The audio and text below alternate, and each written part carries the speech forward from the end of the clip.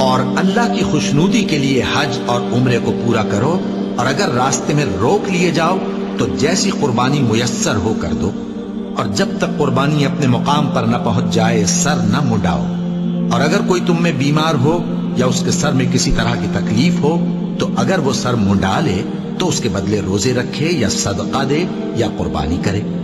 پھر جب تکلیف دور ہو کر تم مطمئن ہو جاؤ تو جو تم میں حج کے وقت تک عمرے سے فائدہ اٹھانا چاہے وہ جیسی قربانی میسر ہو کرے، اور جس کو قربانی نہ ملے وہ 3 روزے ایام حج میں رکھے اور 7 جب واپس ہو، یہ پورے 10 ہوئے۔ یہ حکم اس شخص کے لیے ہے جس کے اہل و عیال مکے میں نہ رہتے ہوں۔ اور اللہ سے ڈرتے رہو اور جان رکھو کہ اللہ سخت عذاب دینے والا ہے۔ حج کے مہینے معین ہیں جو معلوم ہیں، تو جو شخص ان مہینوں میں حج کی نیت کر لے تو حج کے دنوں میں نہ عورتوں سے اختلاط کرے، نہ کوئی برا کام کرے اور نہ کسی سے جھگڑے، اور جو نیک کام تم کرو گے وہ اللہ کو معلوم ہو جائے گا۔ اور زاد راہ یعنی رستے کا خرچ ساتھ لے جاؤ، کیونکہ بہترین زاد راہ پرہیزگاری ہے۔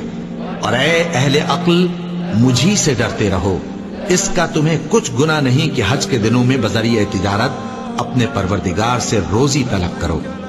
اور جب عرفات سے واپس ہونے لگو تو مشعر حرام یعنی مزدلفہ میں اللہ کا ذکر کرو، اور اس طرح ذکر کرو جس طرح اس نے تم کو سکھایا، اور اس سے پیشتر تم لوگ ان طریقوں سے محض ناواقف تھے۔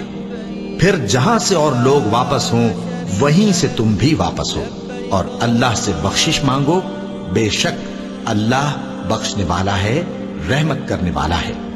پھر جب حج کے تمام ارکان پورے کر چکو تو مینا میں اللہ کو یاد کرو جس طرح اپنے باپ دادا کو یاد کیا کرتے تھے، بلکہ اس سے بھی زیادہ۔